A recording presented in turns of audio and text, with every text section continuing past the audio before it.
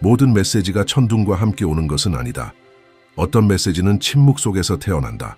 마치 영혼을 울릴 적절한 순간을 기다리는 듯 위장된 모습으로 나타난다. 다이키 마사노부의 말이 그렇게 다시 돌아온다. 소음이 아닌 존재로서. 남한의 언덕과 거리 곳곳에 퍼져나가는 예감처럼 마치 무언가가 곧 드러날 것 같은 기운으로 수십 년 동안 다이키 마사노부는 마치 비밀을 바람에 맡기듯 수수께끼 같은 글을 써왔다. 동양 철학과 오행의 조화를 연구한 그는 결코 명성을 추구하지 않았다.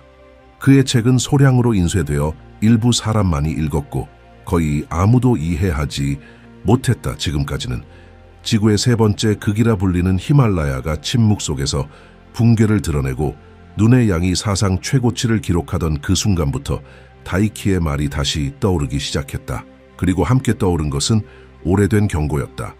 그는 세 번째 하늘이 울기 시작하면 아시아의 운명이 바뀔 것이다 라고 썼다. 히말라야의 눈물은 단지 물이 아니라 경고라고 했다. 그것은 강뿐만 아니라 나라 전체를 휩쓸어 재편할 흐름을 가져올 것이며 고정된 것처럼 보였던 세계를 다시 그릴 것이다. 그리고 그 새로운 지도 속에서 한반도가 균형과 선택의 중심이 될 것이라고 했다. 바로 대한민국이다.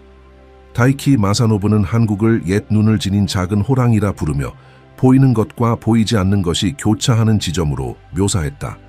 투쟁 속에서 단련되었지만 지혜로 지탱된 땅, 깊은 역사적 상처를 지녔지만 결코 그 아픔이 영혼을 지우도록 내버려 두지 않았던 민족. 그는 세계의 기둥이 흔들릴 때 바로 산과 바다 사이인 그곳에서 방향이 나타날 것이라 했다. 그리고 지금 그 기둥들은 실제로 흔들리고 있다.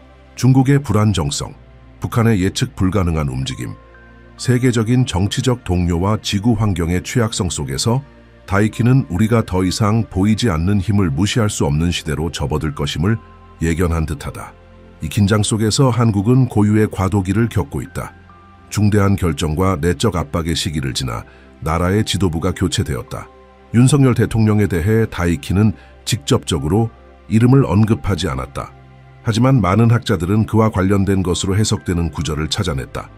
그의 원고 중 하나에는 남쪽의 수호자가 분열의 시기에 목소리를 높일 때 그는 그가 짊어진 무게로 인해 존경을 받을 것이나 시간 그 자체가 그에게 휴식을 요구할 것이다 라고 쓰여 있다. 많은 이들은 이 말을 윤 대통령의 리더십이 실패가 아닌 완결의 의미로서 필요한 한 단계를 수행하고 다음 사람에게 바통을 넘겨주는 장군과 같다고 해석한다. 다이키는 결코 공격하지 않았다. 그는 관찰했다. 그리고 한국의 미래에 대해 말할 때 그는 한 수호자의 퇴장 후 새로운 존재의 등장을 암시했다. 꼭 대통령은 아니지만 다른 유형의 인물, 권력이 아닌 의식에서 힘이 나오는 사람. 그는 과도기 한가운데서 옛사람들을 떠올리게 하는 말을 가진 평범한 얼굴이 나타날 것이다. 그가 새벽의 인도자가 될 것이다 라고 썼다. 그 이후로 많은 이들이 그 새로운 인도자가 누구일지 궁금해하고 있다. 이름도 얼굴도 없다. 단지 신호를 느끼는 이들에게는 그가 이미 민중 사이를 걷고 있다는 확신만이 있을 뿐이다. 그는 관찰하고 듣고 말을 준비하기 전에 정신을 다듬는다. 영웅이 되지 않을 것이다. 권력의 눈에는 보이지 않지만 민중의 영혼에 의해 인식되는 존재가 될 것이다. 다이키에 따르면 진정한 등대는 눈에 띄기 위해 빛날 필요는 없다. 그저 켜져 있기만 하면 된다. 이 지점에서 예언은 더욱 불안한 울림을 준다. 다이키는 대한민국이 바다와 대륙을 잇는 다리가 될 것이라고 말했다. 그것은 미국, 중국, 러시아, 프랑스, 영국 같은 큰 기둥들이 버티지 못하게 될 때다. 그 시기가 오면 세계는 더 이상 강한 자를 찾지 않고 의식 있는 자를 찾게 될 것이다. 그리고 화해의 역사, 존중의 문화, 깊은 영성을 지닌 한국은 누구도 예상하지 못한 역할을 맡게 될 것이다. 인상적인 것은 비유의 정확성뿐만 아니라 그것들이 현실로 드러나기 시작한 방식이다. 그는 강이 말라가고 바다가 높아지며 계절이 뒤섞이고 나라들이 동맹이 아닌 길을 선택해야 할 시기가 올 것이라 했다. 그리고 이 모든 것은 언젠가 분단되었던 반도, 그러나 어떤 지도도 그릴 수 없는 더 큰 통합의 기억을 간직한 땅에서 시작된다고 했다. 오늘날 한국의 거리에는 한때 침묵 속에서 살았던 한 남자가 신성하다고 표현한 땅 위를 걷는 사람들이 있다. 하지만 느끼는 이들이 있다. 공기 속에 미묘한 무게를 인지하는 이들이 있다. 뉴스를 오래 바라보는 노인의 눈, 정치에 대해 더 부드러운 말로 이야기하는 청년들, 오래된 가르침을 다시 자주 반복하는 승려들, 우연이 아니다. 무언가가 깨어나고 있다. 이제 세계는 한국을 바라본다. 어떤 이는 이해관계로, 어떤 이는 전략적으로, 그러나 직관으로 바라보는 이들도 있다. 그들은 세계의 모든 곳 중에서 바로 이곳에서 새로운 시대가 뿌려질 것임을 느낀다. 연설이 아닌 단순한 행동으로, 힘이 아닌 지혜로 대한민국은 이제 그 거울 속에 비친 자신의 모습을 더욱 또렷하게 보기 시작했다. 단순한 선거가 아니다. 반도가 수행하게 될 영적이고 전략적인 역할 그 자체가 걸려있는 것이다. 단순한 권력 교체처럼 보였던 것이 다이키 마사노부가 그의 가장 어두운 글들 속에서 이미 예고했던 전환점으로 드러나고 있다. 가장 많이 언급되는 다이키의 원고 중 하나에는 그가 조용한 건넘의 시간이라 부른 시기가 묘사되어 있다. 그는 그 속에서 남쪽은 심판의 바람에 흔들릴 것이며 그 잔해 속에서 두려움 앞에 굴복하지 않는 씨앗이 나타날 것이다 라고 적었다. 몇 달 전까지만 해도 이는 단순한 시처럼 여겨졌을 것이다. 그러나 옛 지도자의 퇴장과 새로운 방향에 대한 기대가 커지는 지금 그 문장은 생명을 얻었다. 탄핵 이후의 시기는 일반적인 정치로는 설명할 수 없는 무언가를 위한 공간을 열었다. 이는 단순히 새로운 통치자를 기다리는 것이 아니라 더 깊은 무언가가 준비되고 있다는 감각이다. 전문가들은 권력 재균형, 외교 전략, 경제 협정을 말한다. 그러나 거리, 사찰, 소박한 가정들 속에서는 보다 미묘한 인식이 존재한다. 그것은 신문에서는 읽히지 않지만 몸과 영혼으로 느낄 수 있는 변화다. 불교 승려들, 유교 사제들, 지역의 지혜자들 사이에서 오래된 문헌들이 다시 읽히고 있다. 이번에는 다른 눈으로. 다이키는 반도의 다음 인도자가 숫자에 의해 선택되지 않을 것이라고 했다. 그의 등장은 박수가 아닌 침묵으로 알려질 것이며 알려진 얼굴 없이 나타나되 분명한 존재감으로 드러날 것이라 했다. 그리고 그가 지나가는 곳마다 시간은 멈춘 듯할 것이라고 말했다. 그 지도자는 아직 나타나지 않았다. 혹은 어쩌면 이미 나타났을지도 모른다. 어쩌면 지금 이 순간 사람들 사이를 걷고 있을지도 모른다. 관찰하며 배우며 드러날 적절한 순간을 기다리고 있다. 그는 기적의 구세주로 오지 않을 것이다. 민중의 의식을 비추는 거울로 올 것이다. 그의 힘은 모범에서, 그의 지혜는 균형에서, 그의 사명은 단지 한 나라를 보호하는 것이 아니라 하나의 원칙을 지키는 데 있다. 바로 붕괴의 시대에도 진실을 선택할 수 있다는 신념이다. 그 사이 외부의 현실은 다이키의 말이 그린 궤적을 따르기 시작했다. 한때 흔들림 없는 성장의 상징이었던 중국은 내부의 긴장을 드러내고 있다. 부동산 시장의 위기, 청년층의 실업률 증가, 인구 감소, 다이키가 황금용이라 불렀던 존재는 여전히 겉으로는 빛나고 있지만 내면에는 균열이 생겨나고 있다. 그리고 한국 이 예리한 눈을 지닌 작은 호랑이는 모든 것을 지혜롭게 관찰하고 있다. 그러나 신호는 단지 지정학적 차원에 그치지 않는다. 지구 전체가 고유한 언어로 반응하고 있다. 히말라야의 빙하는 계속 후퇴하고 있고 거의 20억 명을 먹여 살리는 강들은 힘을 잃고 있다. 계절은 자연의 순환을 따르지 않는다. 땅은 마치 무언가를 기다리는 듯 정지된 듯하다. 과학자들은 이를 설명하려 하지만 옛 신호를 읽는 이들은 안다. 자연이 무언가를 말하고 있다는 것을. 그리고 지금 그 메시지는 그 어느 때보다도 한국을 향하고 있다. 그래서 다이키 마사노부는 이렇게 말했다. 반도의 운명은 다시 물 위에서 결정될 것이다. 이제 이 문장은 여러 겹의 의미로 읽히기 시작한다. 기후변화는 해안을 위협하고 수자원은 긴급한 의제가 되며 해양동맹은 바다를 보이지 않는 전장의 중심으로 만들고 있다. 그러나 그 안에는 더 깊은 상징이 있다. 물은 기억이다. 물은 시련이다. 물은 모든 것이 다시 태어나는 자리다. 가장 오래된 공동체들 속에는 이런 말이 있다. 강이 마르면 옛 목소리가 다시 들리기 시작한다. 지금 바로 그 일이 일어나고 있다. 다이키의 예언은 잊혀진 지혜에 대한 논의를 되살렸다. 조화의 수호자로서 동양의 역할에 대해, 하늘과 땅과 인간을 하나로 보는 시각의 회복에 대해 그에게 있어 이 모든 것을 기억할 수 있는 나라는 바로 한국이었다. 그는 이렇게 썼다.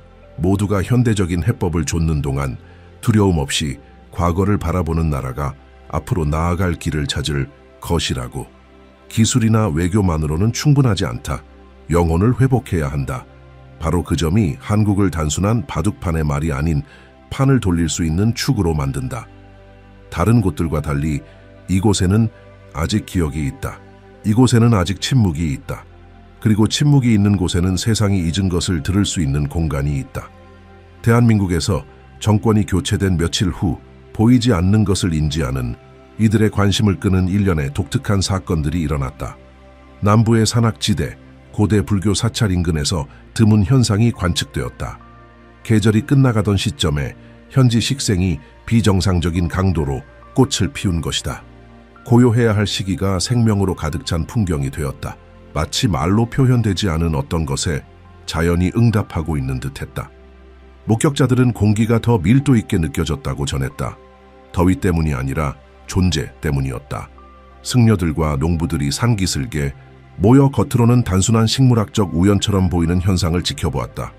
그러나 오래된 눈을 가진 이들에게 그것은 더 큰 의미를 내포하고 있었다. 바람에는 일정한 패턴이 있었다.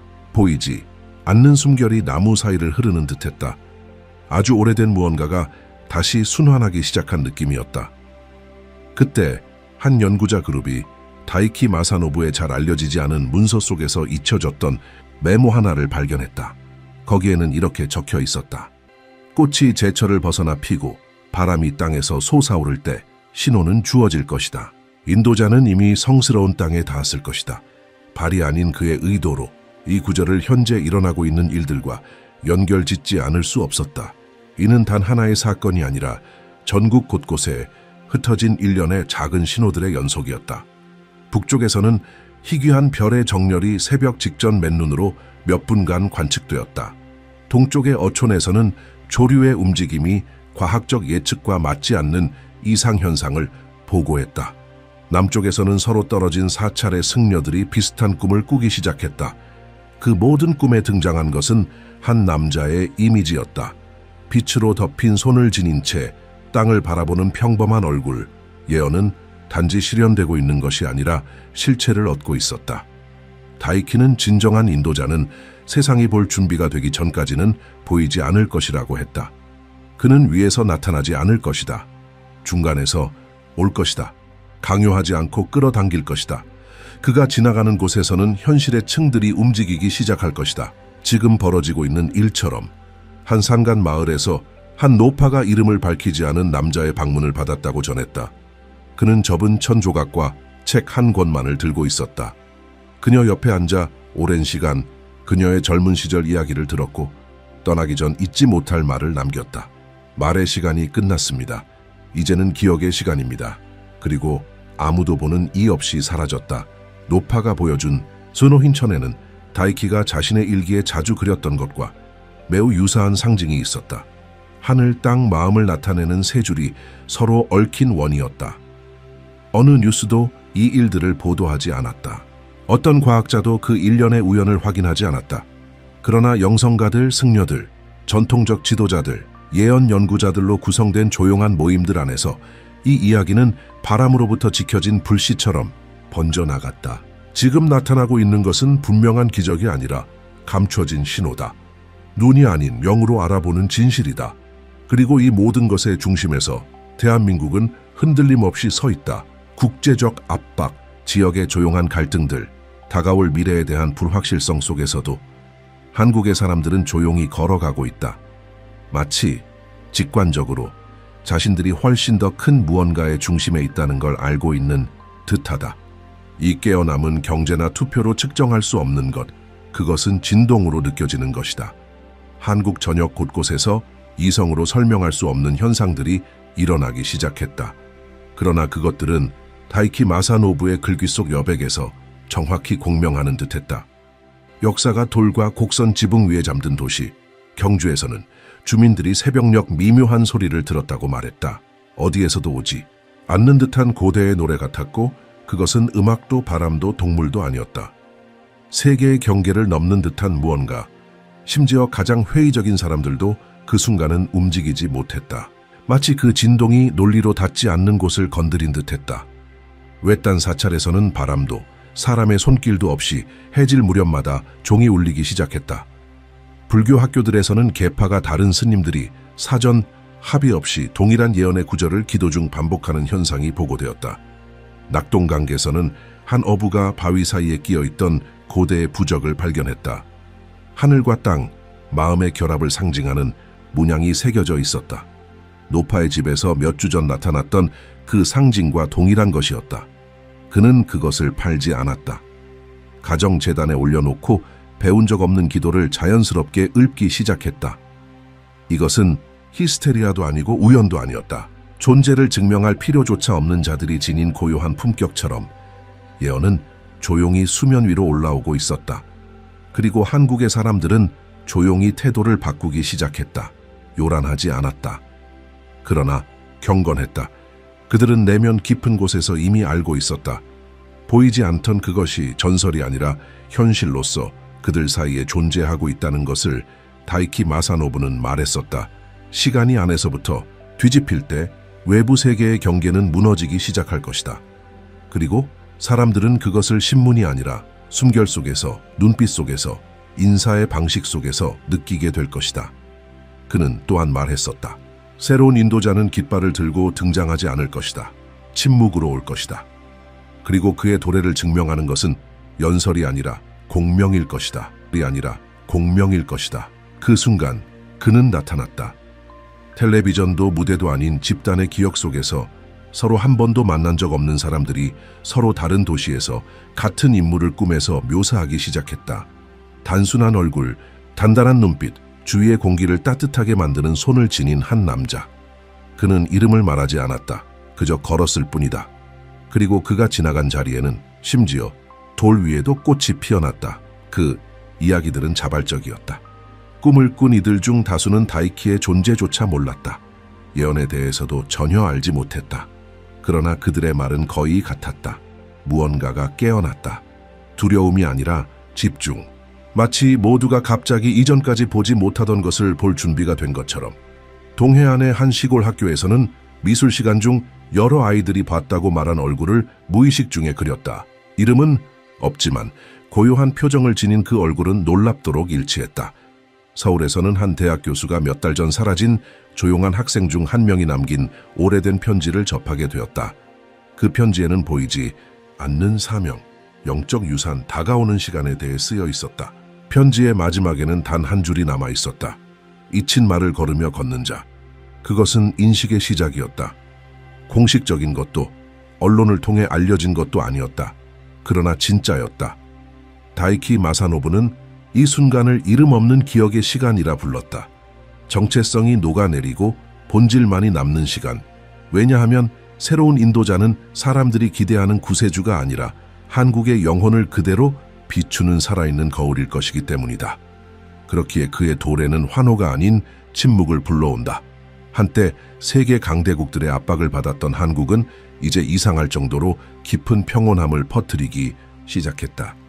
무지에서 오는 평온이 아니라 이미 알고 있는 자의 침묵, 직관하는 자의 고요함, 보지 않아도 인식하는 자의 확신. 마치 이 나라의 고대 정신이 다시 수면 위로 올라오고 있는 듯했다.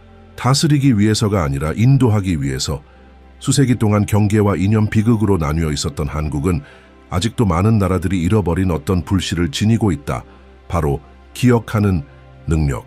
어디에서 왔는지, 무엇을 견뎌왔는지, 어떤 사명을 품고 있는지를 기억하는 힘이다. 그리고 지금 정치와 경제를 넘어선 세계적 변화의 중심에 서 있는 이 순간, 한국인은 자신들이 단지 버티고 있는 것이 아님을 깨닫고 있다. 그들은 이끌고 있는 것이다. 새로운 시대는 번쩍이는 빛으로 선언되지 않았다. 그저 시작되었다. 하늘의 빛이 달라졌을 때, 꽃들이 계절을 벗어나 피어났을 때, 바람이 말로 표현되지 않은 메시지를 전했을 때, 다이키가 묘사했던 인도자는 이름 지어질 필요가 없었다. 그의 존재는 이미 이 나라의 정신과 하나가 되었다. 그는 사람들 사이를 걸으며 눈에 띄지 않는다. 왜냐하면 그의 역할은 보이는 것이 아니라 느껴지는 것이기 때문이다. 다이키 마사노부는 항상 말했다. 미래는 아무도 말하지 않는 것을 들을 수 있는 자들에 의해 만들어질 것이라고. 지금 그 말이 실현되고 있다. 한국은 듣고 있다.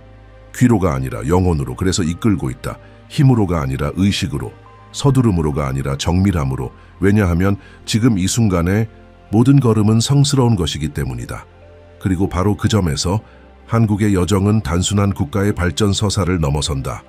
이는 인류의 더 깊은 층위와 맞닿아 있는 움직임이다. 기술의 발전과 세계화가 수많은 문명에게 뿌리를 잇게 만든 시대에 한국은 여전히 자신이 어디에서 왔는지를 기억하고 있으며 그 기억을 바탕으로 앞으로 나아가고 있다.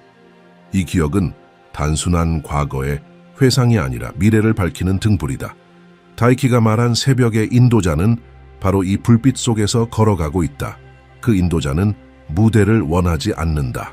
그는 사람들의 환호를 바라지 않는다. 그는 사람들 사이에 존재하며 침묵 속에서 말을 건다. 노인의 눈길 속에, 아이의 웃음 속에, 오래된 찻잔 위의 김 속에 그는 숨어 있으되 분명히 존재한다. 그의 사명은 드러나는 것이 아니라 되살리는 것이다. 사라졌던 신뢰, 무너졌던 연대,